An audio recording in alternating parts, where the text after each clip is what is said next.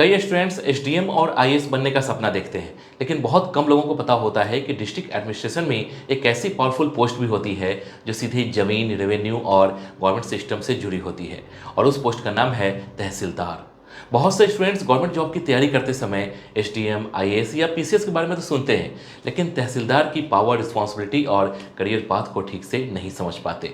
कई लोगों को तो ये भी लगता है कि तहसीलदार बनने के लिए अलग से कोई एग्जाम होती है, जबकि रियलिटी ये है कि इसका रास्ता स्टेट सिविल सर्विसेज से होकर जाता है। इसलिए अगर आपका सपना एडमिनिस्ट्रेशन में काम करने का है और डिस्ट्रिक्ट लेवल पर पावर और रिस्पॉन्सिबिलिटी के साथ गवर्नमेंट सर्विस करना चाहते हैं, तो तहसीलदार का करियर आपके लिए एक बहुत स्ट्रॉन्ग ऑप्शन हो सकता है।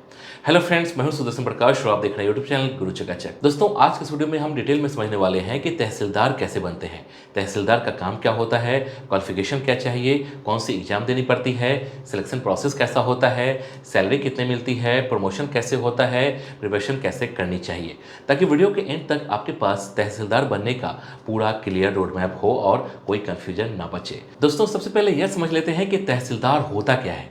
किसी भी डिस्ट्रिक्ट को कई छोटे एडमिनिस्ट्रेटिव पार्ट्स में बांटा जाता है, जिन्हें तहसील या तालुका कहा जाता है।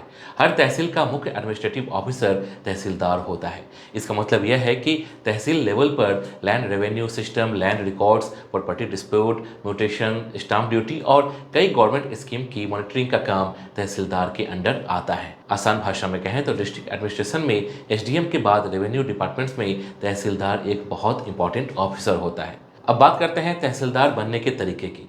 दोस्तों, तहसीलदार बनने के दो मुख्य रास्ते होते हैं। पहला रास्ता डायरेक्ट रिक्रूटमेंट का होता है और दूसरा प्रमोशन का। डायरेक्ट रिक्रूटमेंट में कैंडिडेट स्टेट पीसीएस एग्जाम यानी provincial civil services exam pass करके तहसीलदार बन सकता है। यह एग्जाम हर स्टेट का पब्लिक सर्विस कमीशन कंडक्ट करता है। जैसे उत्तर प्रदेश में यूपी पीएससी, बिहार में बीपीएससी, मध्य प्रदेश में एमपी पीएससी, राजस्थान में आरपीएससी और दूसरे स्टेट्स में भी इसी तरह स्टेट पीएससी एग्जाम्स होती है। दूसरा रास्ता प्रमोशन का होता है। कई बार रेवेन्यू डिपार्टमेंट्स में काम करने वाले नायब तहसीलदार को एक्सपीरियंस और सर्विस रिकॉर्ड के आधार पर प्रमोशन देकर तहसीलदार बनाया जाता है। इसलिए कई ऑफिसर्स पहले नायब तहसीलदार बनते हैं, बाद में प्रमोशन के जरिए तहसीलदार की पोस्ट तक पहुंचते हैं। अब सवाल आता है कि तहसीलदार बनने के लिए क्वालिफिकेशन क्या होनी चाहिए। दोस्तों, इसके लिए मिनिमम क्वालिफिकेशन ग्रेजुएशन होती है। मतलब अगर आपने किसी भी स्ट्रीम से ग्रेजुएशन किया है, चाहे BA, BSc, BCom, BBA, BCA या बीटेक, तो आप स्टेट पीसीएस एग्जाम के लिए एलिजिबल हो सकते हैं। कई स्टेट्स में फाइनल ईयर स्टूडेंट्स भी अप्लाई कर सकते हैं, लेकिन फाइनल सिलेक्शन से पहले ग्रेजुएशन कंप्लीट होना जरूरी होता है। अब बात करते हैं एज लिमिट की। सामान्य तौर पर स्टेट पीसीएस एग्जाम्स के लिए एज लिमिट लगभग 21 से 40 साल के बीच होती है। जनरल कैटेगरी के कैंडिडेट्स के लिए अपर एज लिमिट 40 साल के आसपास रहती है, जबकि ओबीसी, एससी, एसटी और रिजर्व कैटेगरीज को गवर्नमेंट रूल्स के अनुसार एज रिलैक्सेशन भी मिलता है। हालांकि एज लिमिट हर स्टेट के नोटिफिकेशन के हिसाब से थोड़ी अलग हो सकती है, इसलिए ऑफिशियल नोटिफिकेशन जरूर देखना चाहिए। अब समझते हैं सिलेक्शन प्रोसेस को। तहसीलदार बनने के लिए कैंडिडेट को स्टेट पीसीएस एग्जाम पास करनी पड़ती है और इस एग्जाम के 3 मुख्य स्टेज होते हैं: प्रिलिमिनरी एग्जाम, मेन एग्जाम और इंटरव्यू। सबसे पहले होता है प्रिलिमिनरी एग्जाम। यह एक स्क्रीनिंग टेस्ट होता है जिसमें ऑब्जेक्टिव टाइप क्वेश्चंस पूछे जाते हैं। इसमें सामान्य तौर पर general studies, current affairs, history, geography, polity, economy और जनरल नॉलेज से जुड़े सवाल आते हैं। प्रीलिम्स एग्जाम क्वालिफाई करने के बाद कैंडिडेट मेंस एग्जाम के लिए एलिजिबल हो जाते हैं। दूसरा स्टेज होता है मेन एग्जाम। यह एग्जाम रिटन होता है और इसमें डिस्क्रिप्टिव क्वेश्चंस पूछे जाते हैं। मेंस एग्जाम में कैंडिडेट की एनालिटिकल एबिलिटी, राइटिंग स्किल और सब्जेक्ट अंडरस्टैंडिंग को टेस्ट किया जाता है। इसमें एसे राइटिंग, जनरल स्टडीज के पेपर्स और कुछ स्टेट्स में ऑप्शनल सब्जेक्ट भी होता है। मेंस एग्जाम क्लियर करने के बाद आता है इंटरव्यू यानी पर्सनालिटी टेस्ट। इस स्टेज में कैंडिडेट की personality, decision making ability, administrative understanding और कम्युनिकेशन स्किल को जज किया जाता है। इंटरव्यू क्लियर करने के बाद फाइनल मेरिट लिस्ट बनती है और उसी के आधार पर कैंडिडेट को डिफरेंट एडमिनिस्ट्रेटिव पोस्ट दी जाती है, जिसमें tehsildar, deputy collector, block development officer और अन्य एडमिनिस्ट्रेटिव पोस्ट शामिल हो सकती है। अब बात करते हैं तहसीलदार के काम और रिस्पॉन्सिबिलिटीज की। दोस्तों, तहसीलदार का काम सिर्फ ऑफिस में बैठकर फाइल साइन करना नहीं होता, बल्कि ग्राउंड लेवल पर कई इंपॉर्टेंट रिस्पॉन्सिबिलिटीज भी निभानी पड़ती है। तहसीलदार लैंड रिकॉर्ड्स की मॉनिटरिंग मॉनिटरिंग करता है, प्रॉपर्टी म्यूटेशन प्रोसेस को अप्रूव करता है, रेवेन्यू कलेक्शन की जिम्मेदारी संभालता है और लैंड डिस्प्यूट के मामले में एडमिनिस्ट्रेटिव एक्शन भी ले सकता है। इसके अलावा गवर्नमेंट स्कीम का सही इम्प्लीमेंटेशन और डिजास्टर मैनेजमेंट में भी तहसीलदार की भूमिका बहुत महत्वपूर्ण होती है। अब सवाल आता है सैलरी कितनी मिलती है।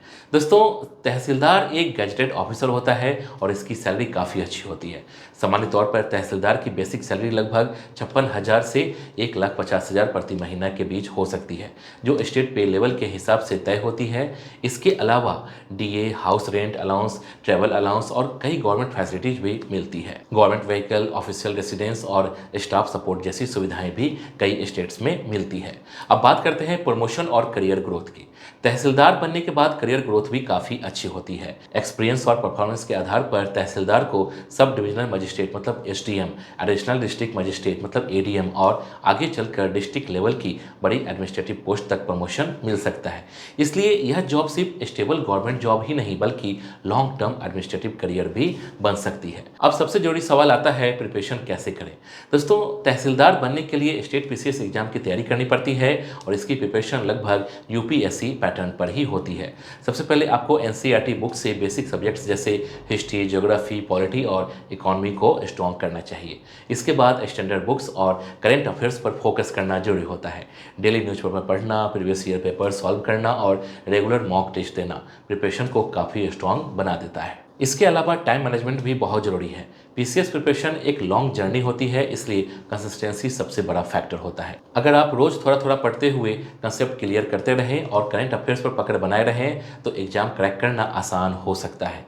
तो दोस्तों, अब तक आपने समझ लिया होगा कि तहसीलदार कैसे बनते हैं, क्वालिफिकेशन क्या चाहिए और कौन सी एग्जाम देनी पड़ती है, सिलेक्शन प्रोसेस कैसा होता है, सैलरी कितनी मिलती है और प्रिपरेशन कैसे करनी चाहिए। अगर आपका सपना गवर्नमेंट एडमिनिस्ट्रेशन में काम करने का है और आप डिस्ट्रिक्ट लेवल पर अथॉरिटी और रिस्पॉन्सिबिलिटी के साथ सर्विस करना चाहते हैं तो तहसीलदार का करियर आपके लिए एक बहुत अच्छा ऑप्शन हो सकता है। अगर आपको यह जानकारी यूजफुल लगी हो तो वीडियो को लाइक जरूर करिए, अपने दोस्तों के साथ शेयर करिए और चैनल को सब्सक्राइब करना बिल्कुल मत भूलिए, क्योंकि यहाँ आपको करियर, गवर्नमेंट जॉब्स और एजुकेशन से जुड़ी ऐसे ही क्लियर और प्रैक्टिकल जानकारी मिलती रहती है।